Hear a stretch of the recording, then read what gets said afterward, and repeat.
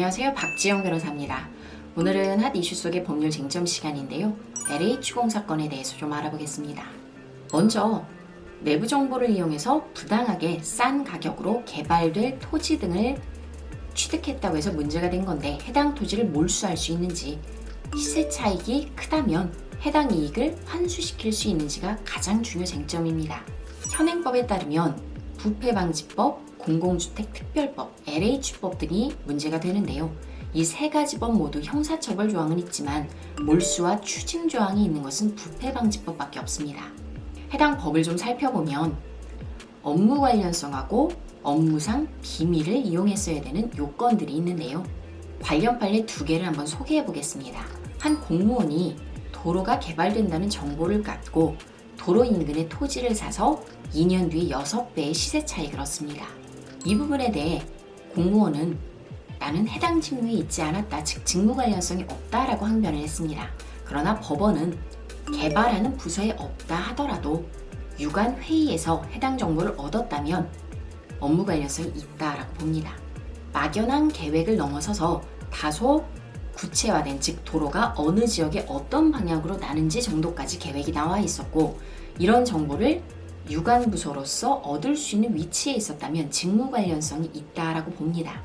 이 경우에도 허점은 있는 것이, 회의에 참석할 수 있었던 혹은 참석했던 자가 잡담으로 혹은 아는 사람에게 이런 내용을 흘렸다면 그 정보를 들은 LH공사 공무원은 업무 관련성이 없기 때문에 부패방지법에 해당되지 않게 됩니다.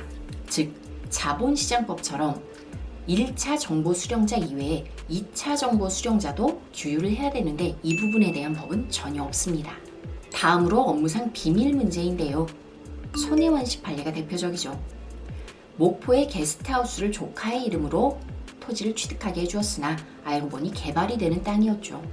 취득하기 전 목포시장 측으로부터 개발 정보를 직접 받기까지 했는데요.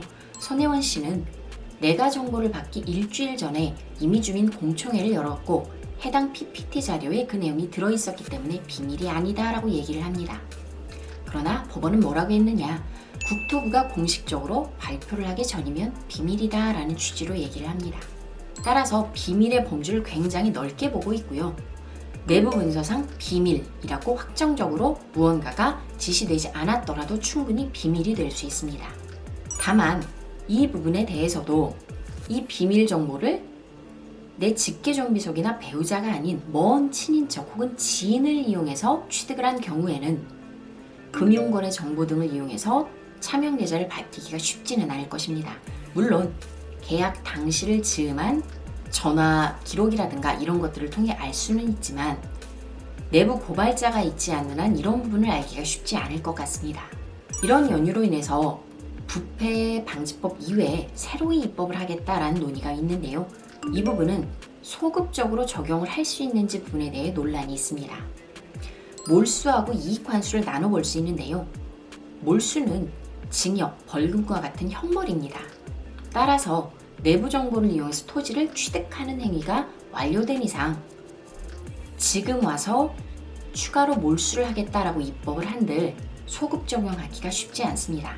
헌법 13조 1항에 보면 형사처벌의 경우에는 행위시해법으로만 처벌할 수 있다라는 조항이 있기 때문인데요. 따라서 몰수는 쉽지가 않을 것 같고요.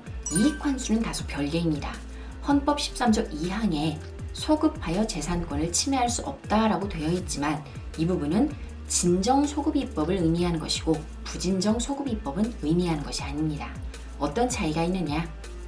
진정은 이미 내부정보 이용해서 토지 취득하고 이익 향유까지 다 해서 되판 경우를 의미하는 것입니다.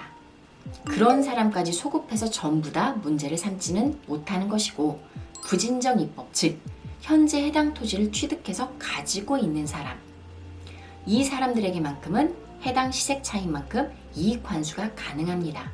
완료가 되지 않은 상황에서 입법을 했기 때문인데요.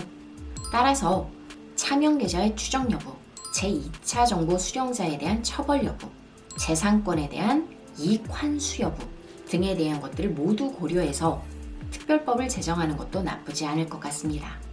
추가 문의 사항은 연락 주시기 바랍니다. 감사합니다.